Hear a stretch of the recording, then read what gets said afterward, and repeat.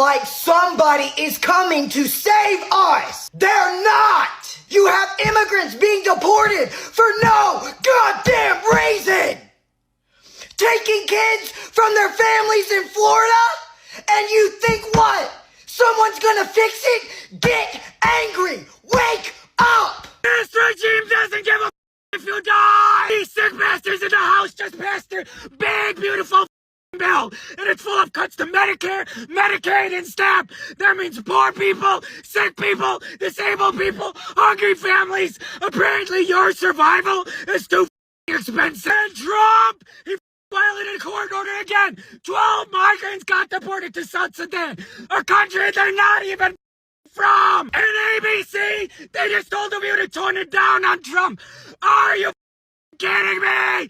Tone it down while the country's on fire. We scream. We shove the truth in their faces. We call Trump exactly what he is. A fascist, a criminal. This isn't a political issue. It's a humanitarian emergency. We rise the up and we do not stop. What's up, everybody? Welcome back to the channel. Yeah, the left is absolutely melting down, and I know, and I'm sorry, I ran that clip on a video I done the other day, but I just love that. The absolute meltdown over what's going on, trying to get the United States back to some semblance of what we used to be, as a matter of fact. The world leader. The freest nation on earth. The leaders of the free world, for crying out loud. It's great. I love it. I love the meltdown. You guys continue to melt down. You guys are fueling my freaking life on a daily basis. But I've got some news. I've got some great news, as a matter of fact. Something we've been begging for a couple of months now at least. And this is fresh off the digital press over at Politico. Check this out, y'all. White House plans, at last, to send some Doge cuts to Hill. I imagine they meant to the Hill, because to Hill, I don't know what they mean by that. It's clearly a misprint. But let's jump into this, y'all. The White House plans to send a small package of spending cuts to Congress next week, senior GOP officials told several House Republicans on Wednesday. The planned transmission of the two rescission bills, confirmed by two Republicans granted anonymity to describe the plans, comes after a long internal battle over how to formalize the cuts that have been made by Elon Musk's Department of Government Efficiency initiative. Two senior administration officials also confirmed the plan Wednesday. So now that's at least four people, four sources, if you will. So I'm going to go ahead and buy into this and think that that's probably true, that these people do actually know what's going on and that these cuts are about to come down the pipeline. So hopefully, once this makes it to the House, we can go ahead and pass these cuts. It's going to be completely along partisan lines. Democrats are not going to vote for this. You might get one Democrat to vote for this, but I doubt it. Ro Khanna. That'd be about the only one I would think that might vote for this, because it's not the entirety of all the Doge cuts that we've seen, with the almost $200 billion worth of Doge cuts, I believe, at this point. So, yeah, it's only like $10 billion, by the way. Spoiler alert. But I still don't think, even with that little small number, I don't think Democrats are going to go for that, because they want to deficit spend our way into oblivion, folks. They don't care about this country. They don't care about the debt. You hear them all the time yelling, screaming, gnashing their teeth about, $36 trillion in debt, blah, blah, blah, blah, blah, blah, blah. But you ask them to cut some sort of spending from somewhere, and they'll say yes. But then when you present them with those cuts, get angry. Wake up. This regime doesn't give a if you die. These sick bastards in the house just passed their big, beautiful bill, and it's full of cuts to Medicare, Medicaid, and SNAP. They melt down. They lose their freaking mind. That means poor people, sick people, disabled people, hungry families. Apparently your survival is too expensive. And Trump. Yeah, like that. Exactly like that. Check this out, y'all. The $9.4 billion package set to land on Capitol Hill reflects only a fraction of the Doge cuts, which have already fallen far short of Musk's multi-trillion-dollar aspirations. Yeah, you always got to aim high, for goodness sakes. But once again, they're trying to use this Once again, they use every tool in the box, folks. The Democrats always use every tool in the box, and so do the corporate press. They're trying to use, Musk come out and said he wants $2 trillion in cuts. Well, they're trying to use that as a bludgeon to say that Elon Musk has failed. Has he failed, though? Like, you guys over there on the left and you guys over there in the corporate press have sure been melting down a lot about it. So I don't think he's failed. But hey, the two Republicans said it will target NPR and PBS, as well as foreign aid agencies that have already been gutted by President Donald Trump's administration. Yeah, and we talked about PBS and NPR and all those places the other day in a video I did talking about Donald Trump's cutting those. We're not going to fund the fake news media apparatus anymore, folks. Cannot do that. Will not do that. We refuse to do that. Yes, that is a good thing, by the way. Speaker Mike Johnson said on X on Wednesday that the House is eager and ready to act on DOJ's findings so we can deliver even more cuts to big government that President Trump wants and the American people demand. He said the House will act quickly, on a package without saying when it might be submitted or what it might contain. Republicans on Capitol Hill have been growing impatient as they await the White House request. After the Trump administration confirmed more than 6 weeks ago that it intended to send a more than $9 billion package of proposed cutbacks. Yeah, we've all been waiting for these. Yeah, for a while. I've been yelling, screaming, gnashing my teeth. Not a lot, but a little bit. A couple of videos talking about how come we haven't codified these. We need some codification of these DOJ cuts immediately. Otherwise, right, if these people sit around on their hands, right, the midterms look like they're going pretty good. But if they sit around on their hands and they start screwing around and we lose the midterms, nothing is going to get done. Trump is going to get impeached several times over. Like, you want some record-breaking impeachments? Go ahead, Republicans. Lose in the midterms and see what happens. Everything's going to get shut down. Everything's going to grind to a halt because we're going to have a Democratically ran House and we're going to have a Republican ran Senate. Nothing is going to get done. It's already hard enough to get anything done with Republicans with the trifecta, essentially, because the majority is so slim. It's really hard to get anything done. So if we lose the House, boom. You're definitely not getting a damn thing done. So these people need to move now. But hey, it is what it is. I don't understand this. Something I was thinking about earlier. Why are we waiting for the White House to send over the DOJ cuts? Why can't we just write up these cuts? Go get the freaking information from the White House. You guys go get it. You guys are in charge of codifying this stuff. You're just going to sit around on your hands and wait? There we go. That's what Republicans do, though. This is why I'm not a registered Republican. I'm a registered independent because I don't want to claim the Republican Party. Although currently they seem to be the red pill party. They seem to be based right now. They're doing what they're supposed to be doing, cutting spending and actually governing with like some adults. Exactly. You know what I mean? You know, sure, we got a lot of children in the government, but you know, it is what it is. Can't say much about the Republican Party, but at least they're doing the bare minimum. I'll put it that way. The package itself is a tiny fraction of the $1.6 trillion in yearly discretionary spending. That's pretty much anything that's not Medicare, Medicaid, and Social Security. Sorry, it took me a second to get that out. Once again, folks, my memory is kind of wonky sometimes. I don't know why. It's just with certain words. It's weird. It really is weird. But yeah, so what's that say? 1.6 trillion in yearly discretionary spending. And what is the deficit? 1.8 trillion? Hang on. Yeah, pretty much the entirety of the government is funded in a deficit. That's why I say we're not going to get out from underneath this deficit anytime soon, folks, unless there are some massive changes to Medicare and Medicaid and Social Security. Those have to be reformed.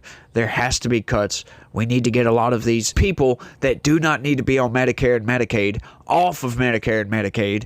You know, that is not a nationwide, just a universal basic health care plan. That's not what that's meant to be. That is meant for the poor people to help those people with health insurance, the elderly and the really poor, not people like me, for goodness sakes, able-bodied adults Yeah, there are millions, well, I say millions, but there's definitely hundreds of thousands of able-bodied adults that receive Medicare and Medicaid that really don't need it.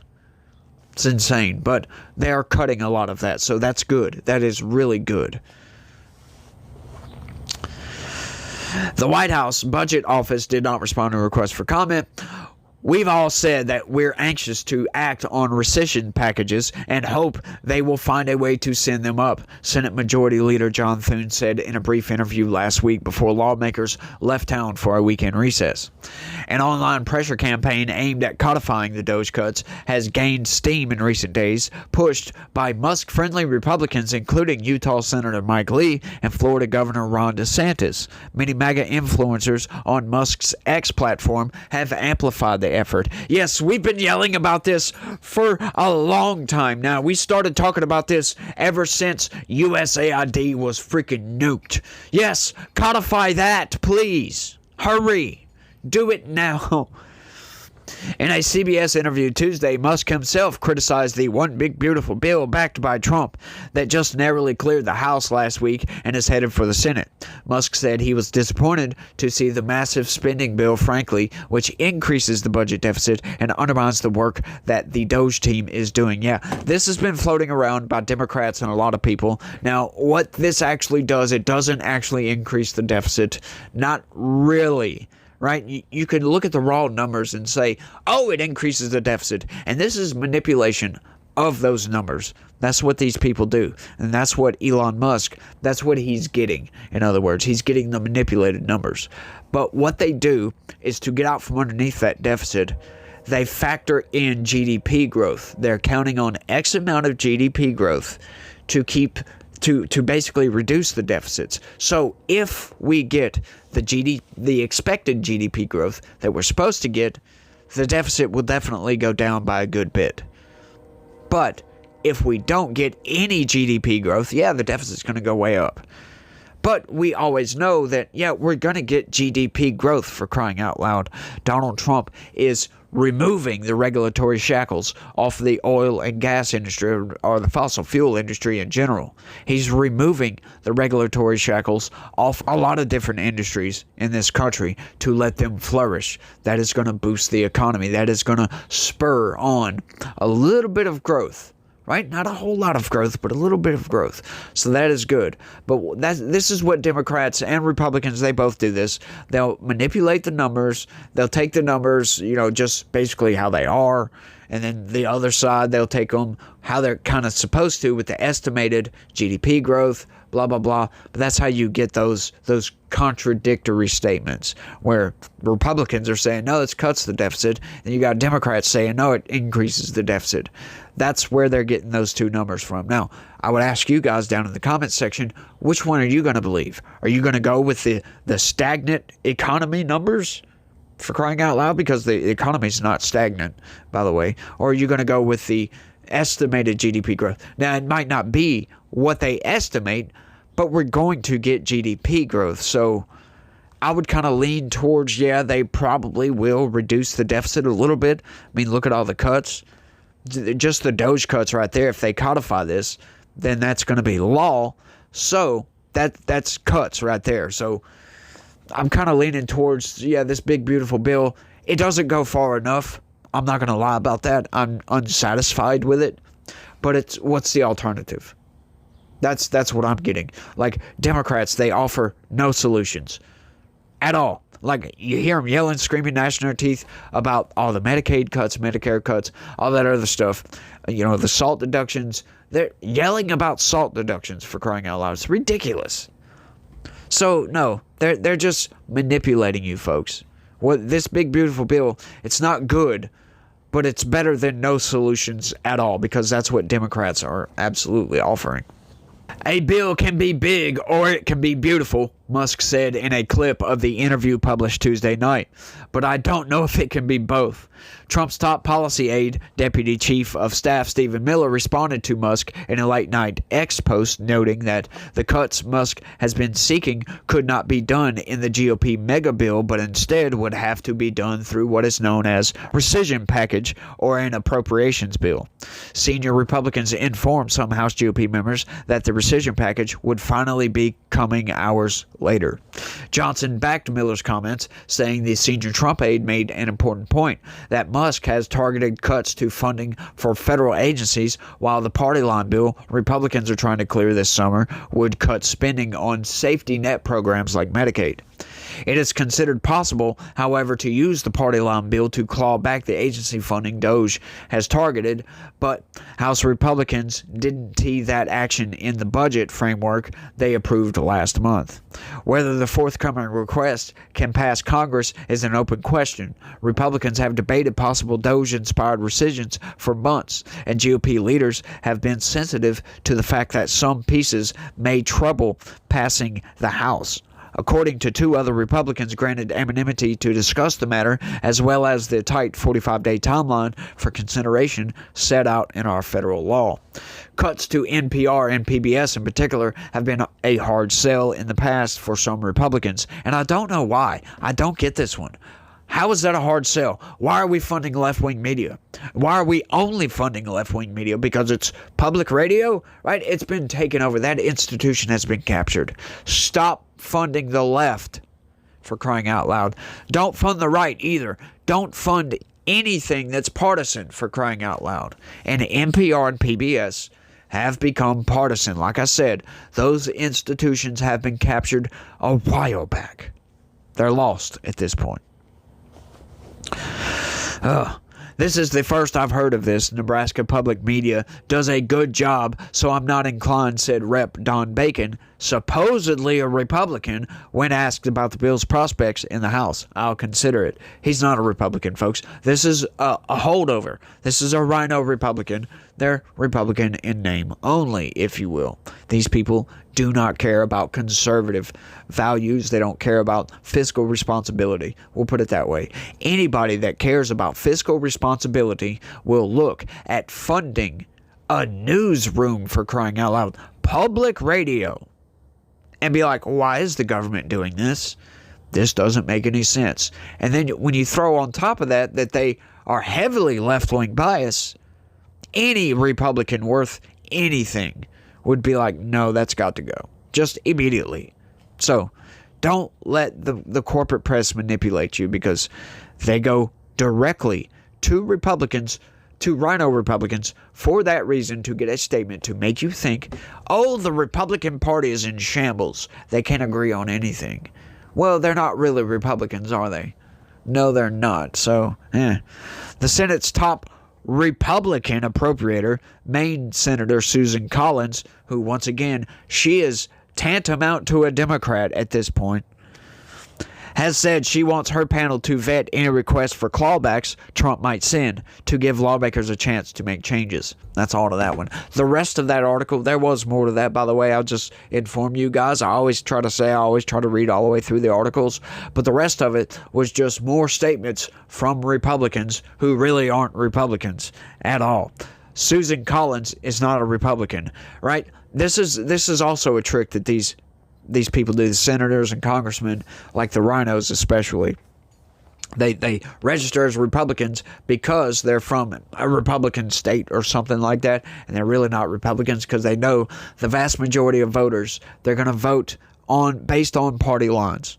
They're not going to vote based upon the representative's record, for crying out loud. They don't pay attention to how these people act. They don't pay attention to these people's interviews. They don't pay attention to anything. They just vote, oh, I'm a conservative, so I'm going to vote Republican. This is how we get so many rhinos in the Senate. This is how we get so many rhinos in Congress. And this is why Trump was so good for the Republican Party, because it brought out these plus the internet brought out the influencers, the MAGA Republican people that said, no, that guy is not a Republican. That guy is not a Republican. And now we actually have some really, really good, fiscally responsible conservatives that are in leadership positions in the Republican Party. This is all very, very good. We don't have enough, folks. Mike Johnson has been an utter disappointment, if you will. He's not been completely terrible. I will delineate between those two. I'm not completely, mad at the guy. He hasn't been bad, but he's been a disappointment because I thought he was a whole lot better than what he is. But, it is what it is. What do you expect? He is actually a congressman from Louisiana, from up north, the district just north to me. So it is what it is. He's done okay. We'll put it that way. I used to watch him in committee hearings all the time, and he was great on committee hearings. He's a Christian conservative, but, he likes to align way too much with Democrats, and he's too weak to be the Speaker of the House. I really wish we would have got Jim Jordan. Y'all let me know down in the comments if y'all think Jim Jordan would have made a much better Speaker of the House. I think we would have a completely different Republican Party right now. We would have a lot. We would have gotten done a lot more. So I don't know why it was so hard to get that out. If Jim Jordan would have became the Speaker of the House last Congress, that would have been great, y'all. It really would have been, but it is what it is. That's what the party. Yeah, the rhinos in the Republican Party kept Jim Jordan because they knew he was a threat to Democrats. He was a threat to them, as a matter of fact. And Mike Johnson, unfortunately, wasn't a threat to the rhino Republicans. And that's a problem, folks. But I think I'm rambling at this point. So y'all don't forget to smash that like button for me. Subscribe if you're new around here. If you just so happen to float in from somewhere and hey, this is not too bad, hit that subscribe button for me if you don't mind. Share this video anywhere and everywhere you can. I would greatly appreciate that, you guys. And if you would be so inclined, I would also greatly appreciate if you could look right below the video and click that join button. Sign up, become a member, help me deliver news like this to you guys. Because, hey, that's the best way. The second best way to help me out. Sign up, become a member. Sharing this video is the absolute best way. But without any further ado, the end of the video, folks. Y'all let me know what y'all think. That's all I got on this one. I want to thank everybody for watching. And y'all try to have a good day. Stay legitical. Peace.